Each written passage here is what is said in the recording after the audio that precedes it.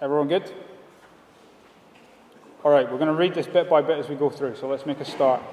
Romans chapter 12, verse 9. Love must be sincere. Now, those two words, sincere love, are like a headline that are written in big, bold, red letters at the top of a newspaper. They're the headline at the start of this passage. Sincere love.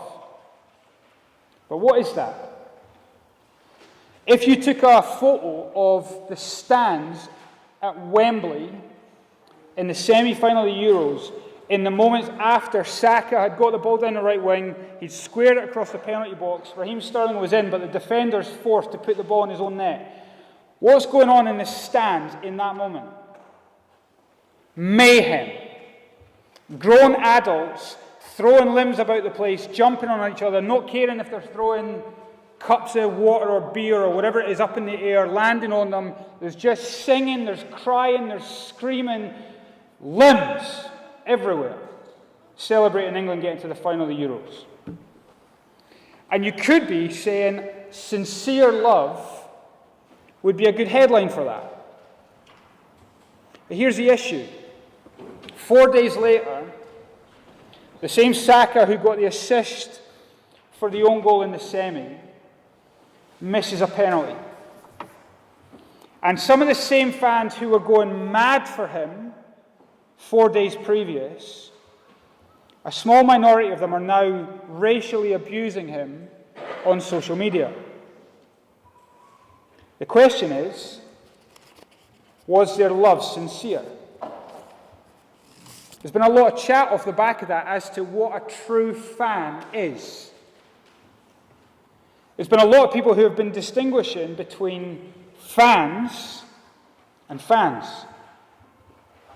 And the question has been asked, can you be a true fan whilst racially abusing some of the players you say you support? The question is that behaviour consistent with that claim? And if you've listened to the tweets or the Instagram stuff from the English FA or for lots of the players, they have been very quick to show their disgust for and to denounce that racism. They've been saying, you can wear a shirt, you can go to the games, you can sing the song, but if you are racist, you are not a true fan. Agree with that? Now, you can watch the life of Jesus in the Bible, and there is a group of people that Jesus is equally disgusted by, and he repeatedly and publicly denounces them. And here's the shock. They are worshippers of God, or at least they look like it. They pray, they sing, they give money, they even preach. Sincere love would seem to be a fair headline for these people. But just like there's a distinction between fans and fans, Jesus says there is a distinction between worshippers of God and true worshippers of God.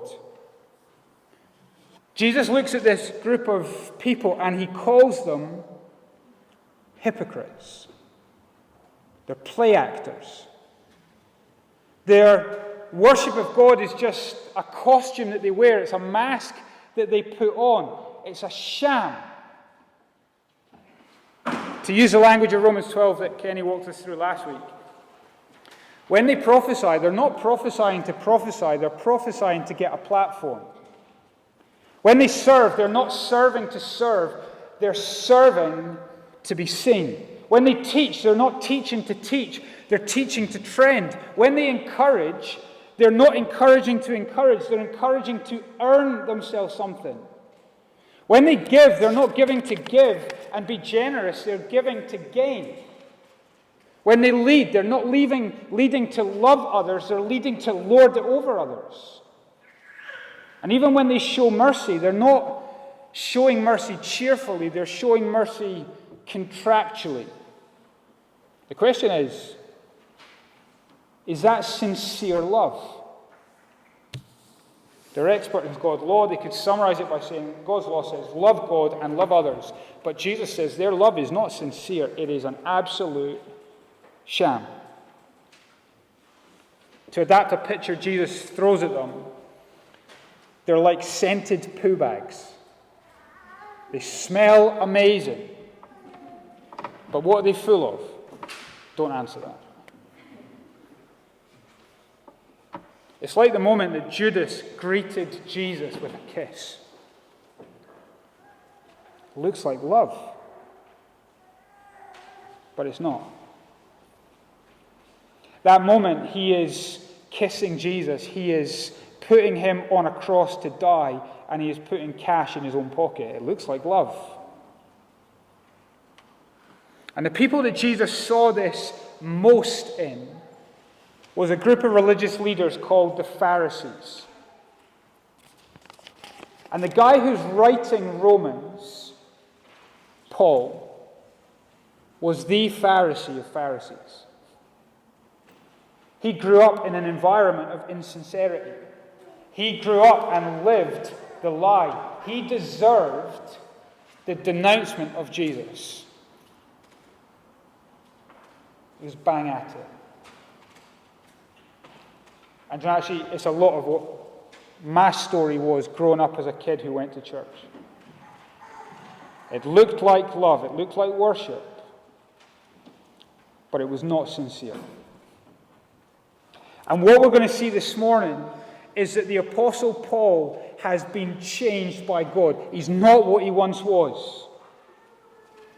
As we've seen in Romans 12, to summarize what we've seen so far, the Apostle Paul has changed because God's mercy came down to him. And it changed him from living a lie to now being a man who, as mercy has come down, now true worship goes back up. And we've seen the last 2 weeks from Tim and Kenny, that wasn't just part of him, it was all of him, his body as a living sacrifice. And it wasn't just an external mask, it was from inside of him, the renewing of his mind. That's what the Apostle Paul says true worship is. It's all of you, and it's from the inside out. That's what sincere love is. I actually think sincere love is just another way of saying true worship. It's true and proper, if you look at verse 1 of Romans. It's a definition of sincere love. It's not a mask. It's not a sham. It's not a lie. It's not a Judas kiss. It's all of you from the inside out. And because the Apostle Paul has known what it has been to be an insincere lover or a false worshipper, he is desperate for us this morning to know what true and proper worship is. He's desperate for us to know what it means to be a sincere lover of God and others. So what we're going to do this morning is run through Romans 12, 9 to 13, and we're going to see all of these commands that the Apostle Paul gives. Now, see if you're not a Christian here this morning. You need to know that these are not commands from God to obey that make you a Christian. All right, to become a Christian is not about you climbing a ladder by obeying commands. Becoming a Christian is about the mercy of God coming down to you in Jesus. What we're seeing this morning is simply what is the response of worship from someone who has been saved and changed by God. Last week Kenny said, this is a line that stood out to me most, duty leads to delight. And I think that's what we're going to see this morning. That these commands that are a duty for Christians are actually the way to delight. Because here's the honest truth. I've never met a happy hypocrite. I lived as a hypocrite for years, and I was not happy. I was knackered. Why? Because you're scared you're going to get found out. This true and proper worship, this sincere love, is the way to not just true and proper worship, but a true and proper life. And we're just going to run through 5 different areas that the Apostle Paul says this flows out into the life of a Christian. So, number 1, and we're going to be quick through these, all right? Number 1, look at verse 9. He continues, hate what is evil, cling to what is good. So here's the first area you start to see this stuff. It's in our heart towards evil and good. Now let's start way back and work up to this. First of all, there is such a thing as evil and good. It's not up to us to decide them. It's set in stone by God's unchanging character. But just as there's such a thing as evil and good, we need to admit this morning that although we're capable of both, we have a bias that leans towards evil. We've talked about this loads of times before. You don't have to teach a kid to lie. If you're battling addiction, it is easier to feed the addiction and harder to fight it. When the kids have got summer holidays in Gracemount, what are they not doing? Renovating the mansion. What are they doing? Terrorizing the mansion. It's harder to do good. We have a bias towards what is evil. We're like a bowling ball that has a bias towards the gutter, and that's where our life ends up. And those of us who've battled addictions know that often we live in the opposite of this verse. We love what is evil, and we have lost everything that is good. Now, what's the way that we try and get better? The way we tend to try and get better is by being better. Me and Sarah love the NBA. It's the NBA playoffs in the States at the moment. One of the teams that got beat after Game 4 interviewed their star player, Chris Paul, and he was asked, what do your team need to do in the next game not to get beat? And he goes, we know exactly what we've got to do. Be better. And that's what we tell ourselves most of the time. When we stumble and when we fall, here's how we would write this verse. Avoid what is evil and do good. Essentially, be better. What's the problem with that? How many times have you told yourself that?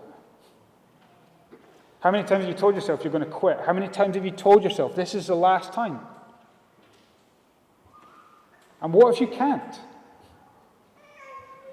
That's why it's good news that this verse doesn't say, avoid evil, do good. What does it say? Hate what is evil and cling to what is good. See, the way to change is not by just trying to be better. The way to change is a transformed mind and a renewed heart. The way to sincere love, Paul's saying, is from the inside out. Paul's appealing to the change that he knows has happened within the life of a Christian. And he's using massively intense and emotional words. The word hate there is an intense, strong word. The word cling is an emotional word. It's a marriage word. He's appealing to the change that's happened. It's not just about adding behaviors when you become a Christian. Being a Christian is about the mercy of God that doesn't just come down to you, but comes into you. He changes the bias of the bowling ball. He creates a tendency in us that is no longer so much towards evil, but a heart that now loves to do good. Some of you have known that. The things that we used to do, although we still struggle with them, they don't have the same enjoyment as they used to. That's because true change comes from where? The inside out, when God has put his mercy right deep inside of you. Now, to use the bowling ball illustration, that doesn't mean that when we're Christians we don't need any helps from the outside, right? You still sometimes need the bumpers, because when you have a wobble, you need good things like accountability, avoiding certain people and places, avoiding triggers, cutting certain things outside of your life. But he's saying there is a new heart and a new bias that thinks about, feels about life and things differently. And he's appealing to that change. That's why he says, hate what is evil. And so as Christians, that's what he's telling us to obey this week. Don't just avoid it, hate it. The thing is, right, evil will come at you this week. And it will come at you looking lovely. Sin always puts on a mask, like we do. You need to remember, it's a pig wearing lipstick. It's ugly. And you need to see it, not just see it for what it is, but hate it for what it is, and almost speak to evil and say, evil, you are presenting a loveliness to me, but I know that you will take me straight to hell. And I know that your love for me is not sincere. So I hate you. And we need to hear Paul's words where he says, cling to what is good. Sometimes we have kind of like a pinky hold on good things. Paul's saying, it's not enough if you're a Christian. You need to what? Cling to it. It's that marriage word, intimate. Cling to Jesus. Cling to the promises of his word. Cling to church. Cling to your family. Cling to prayer. Cling to the Bible study. Cling to the things that you know will expose evil for something you should hate and good for something you should cling to. See what he's saying? Sincere love will be about what you hate and about what you cling to. Let's keep moving. Number 2. Look at verse 10. Be devoted to one another in love. Honor one another above yourselves. Here's the second area that sincere love will be revealed in. Our devotion to one another. You notice that phrase? It's knocked out twice. One another, one another. The momentous change that happens within a Christian is not just a shift in the bias from evil to good, but a shift in the bias that's normally in me towards myself. Before I was a Christian, everything was about me. I wanted to be devoted to me. I wanted to honor me. But what happens when you become a Christian? Kenny talked about this last week. It's a movement from me to us. The word devotion there and the word love in the first half of these verses are family words. Here's the unbelievable thing when you become a Christian. You don't just get a heavenly Father who has loved you unbelievably. He then places into your family. And what's the purpose of his family? Look at it. Be devoted to one another. Here's the purpose of a church. Here's the privilege of being a church. You're joining a family that is devoted to loving you. I don't know what your family is like at home. I don't know what the house is like. I don't know if it's chaos. I don't know if it's loving. But what a picture of what the church is. A group of people devoted to loving you. It's a beautiful thing. Might twist your melon a little bit if you're a new Christian or thinking about membership. But that's what this thing is about. And not just loving you, but honouring you. Now again, some of us have lived in so much shame for such a long time that it's hard to imagine a community that wasn't about shaming you, but honouring you. Think of the environment that young people grow up in today. Constantly anxious about how they look or what they're wearing. And they're only one little mistake away from being publicly shamed by their friends if they make a mistake. What a difference it should be in here. It's not out to shame someone at the first opportunity, but has a first instinct to honour each other at the first opportunity. The language in this verse actually has a competitive edge to it. I think it's the ESV version that translates this verse. Outdo one another in showing honour. Here's a competition.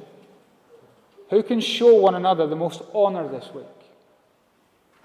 Now, we're not good at this as a Scottish culture. We slate and slag one another and we think it's love. And I get part of that will always be our Celticness. But as well as Celticness, we need to have a bit of Christianness. So you look around this room at your Christian family. What is it going to look like this week to be devoted to them and to outdo one another in honouring each other? The gifts God has given you. What's it going to look like for you to devote yourselves to use them in devotion to the people in the room? What's it going to look like for you to deliberately honour someone else in this room? It's a challenge, isn't it? But imagine a community like that. Let's keep going. Number 3. Verse 11. Never be lacking in zeal, but keep your spiritual fervor serving the Lord. Now, zeal and fervor are not words we're used to. It means enthusiasm, passion, eagerness. So sincere love, Paul's saying, it will be shown in our enthusiasm for serving Jesus. Now here's a question. First thing that comes to your mind. What is the opposite of love? Go. Hate. It's often what we think. But actually, I think in some ways the opposite of love is the opposite of zeal. The opposite of love is the opposite of fervor. The opposite of love is indifference, apathy, just not being bothered, lazy disinterest. And Paul is saying love will be shown not in laziness and apathy, but in what? Enthusiasm. Paul's saying the mercy of God lights a fire deep in Christians so that they're like, you know, when you leave a pan bubbling on the stove, the lid's just waiting to burst. That's a Christian. It's a life of eagerness. It's a fire. There's a translation of the Bible that translates this verse this, and I think it's better than what we've got in our NIV. It says, be fervent in the Spirit. The Holy Spirit. I think what Paul's saying is, when the Holy Spirit comes into you, He lights a fire. His spark kindles a zeal. He fuels a fervency. He enlivens an enthusiasm. Paul's saying worship isn't something that's constantly sat on the back foot, trying to work out how it can get away with as little work and inconvenience as possible. Paul says worship isn't something that suits a hump and a sigh. It's not service performed with a roll of the eyes. Worship is up and at 'em. It's zealous and it's fervent. Now again, often as a community, these are the people that we slag rotten. Look at that brown noser. But actually in Christianity, the Holy Spirit living within a Christian fires a zeal deep in the heart of somebody. Now, zeal's not good enough on its own. Paul will say elsewhere, zeal's good, provided it's for something good. He says that in Galatians 4. See, an addict can be zealous for smack, right? Zealousy on its own is not good enough. What does Paul say we're to be zealous for? Look at the end of verse 11. Serving the Lord. So this is an enthusiasm to serve Jesus just like Jesus served. It's an enthusiasm to be quick to bend the knee and help other people. It's an enthusiasm to be devoted to other people. Actually, it's one of the things I love about GCC. I think we've got a church full of people who are zealous. Pick on David and Aaron because they're not here. Little gifts for the kids. Isn't that a beautiful thing? Let's pick on Margaret because she's not here. Hospitality. I know Kenny does hospitality as well. She does all the cooking. Loads of you opening up your home. I think Sharon, every single Sunday since we've been here, has set up chairs. Think of Carly slogging away looking at sewerage options for a porta cabin. Think of Mark and David as they do their work deaconing. Actually, I think we've got a zealousy about our church that makes it a beautiful thing. And we need them to rub off on us so that we all get a little bit more fire and a little bit more spark. Because listen, service will never be sexy. It always comes in the shape of Jesus' cross. It's a movement towards suffering.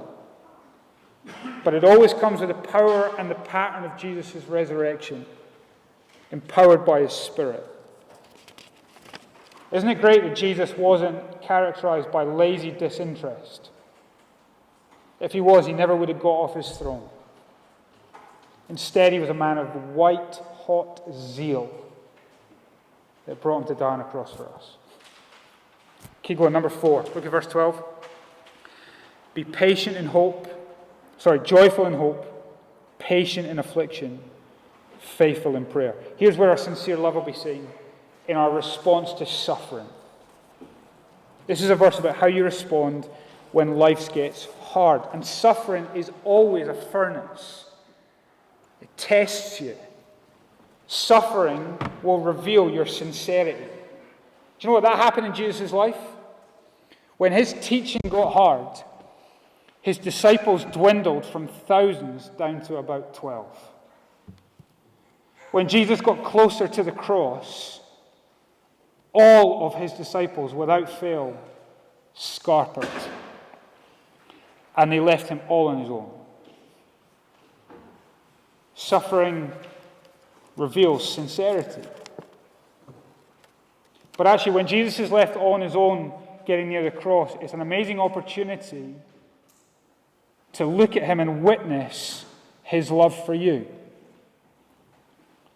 Because in his suffering, he reveals the sincerity of his love for you.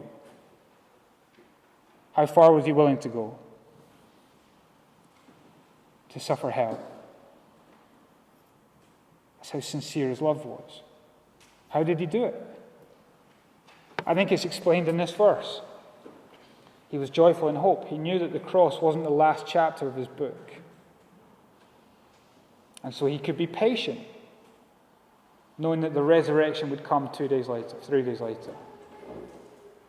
And in it, he was constantly praying to his Father. And what we see displayed in God the Son is what God the Spirit empowers in God's people. He gives us a joyful hope that knows that suffering is not the end of our story.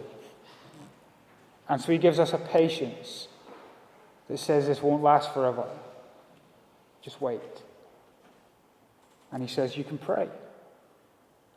Here's why prayerfulness helps in suffering. Because when you're in suffering, praying to your Father's in heaven reminds you that although he's with you now, one day you'll be with him. That's why prayer in suffering is good. Because it reminds you not only of where your Father is, but where you're going. Last one, number 5. Look at verse 13. Share with the Lord's people who are in need and practice hospitality. Here's the final place sincere love seen. It's in our reaction to each other's needs. Now, some of us might be sat there this morning thinking that to be a Christian or to be part of a church, you're not allowed to be needy. Some of us maybe think that to be part of a church, you've got to have all your life together. You've got to kind of be okay. But you notice what this verse presumes? It presumes that amongst the Lord's people, there will be needy people.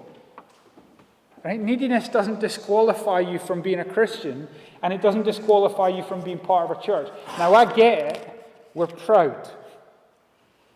And we don't like to ask for help, and we don't like to be a bother or a burden, and we don't like to put other people out, and we struggle to admit we're in need. I get that. But never be ashamed of admitting need in church. It's not a matter of shame. It's a matter of sharing. That's what this whole Christian thing's about. It's admitting need. God, I need your mercy. And he gives us it in Jesus. He meets our ultimate need, but then he places us in his church for all of our other needs to be met. That's the whole point. And Paul says, sharing will reveal the sincerity of what you love. You can tell if what you love is material and this worldly if when you see someone else in need, you're not willing to share. But you know that you are worshipping truly and living for eternity if when you see someone else in need, you're willing to give up money and material things because you want to imitate God in meeting other people's needs. That's what hospitality is about. See the second half of the verse? Practice hospitality. Maybe we need to be reminded of that. I think it's been helpful for me this week. Hospitality is not about meeting with your pals. Just because you've got a house full of pals doesn't mean you practice hospitality. Hospitality isn't about meeting your pals, it's about meeting need. And the word's actually strong, practice is too weak. The word is pursue. That's a hunting word, it's a war word. Again, it's worship on the front foot, it's worship that's zealous, it's saying, Christians are going out of their way. They're on the hunt for people who are needy to bring them into their homes. Listen to the words of Jesus. This is in Luke 14. Jesus said to his host, "When you give a lunch or a dinner, don't invite your friends, your brothers or sisters, your relatives, or your rich neighbors. If you do, they might invite you back, so you'll be repaid. But when you give a banquet, invite the poor, the crippled, the lame, the blind, and you'll be blessed. Although they cannot repay you, you will be repaid at the resurrection of the righteous." Now, do you see there into the heart of Jesus? This is what people couldn't get their noggins around when it came to Jesus. Why does he eat with tax collectors and sinners? It's because he's pursuing them. He's hunting them. Not to eat them, but to dine with them. Because he's going to die for them. And maybe this morning you're someone who feels that neediness. Maybe just goosed after a long, tough season. Maybe an unknown future. Maybe a bad diagnosis. Maybe just gripped by addiction. You need to see into the heart of Jesus this morning, who comes to pursue you and to bring you home to his banquet. On the cross, he suffers death and hell for all of our sinful selfishness that's brought pain and suffering into this world. And in rising from the dead, he is promising a world where one day he will meet every need, he will wipe every tear, and he will make everything forever new. And if you know you're needy this morning, maybe today is a day for you to cry and gasp out in mercy and say, gasp out in prayer and say, "Jesus, have mercy on me, a needy sinner." And if you're part of GCC, these commands are not just something that we have to do, they're something we get to do. They're not just something we're commanded to, but something we're freed for. This is the good stuff. This is the good life. This is not just true and proper worship. This is true and proper life. Sincere love that's got a heart for good, a devotion to the church, an enthusiasm for Jesus, steadfastness in suffering, and meeting one another's needs.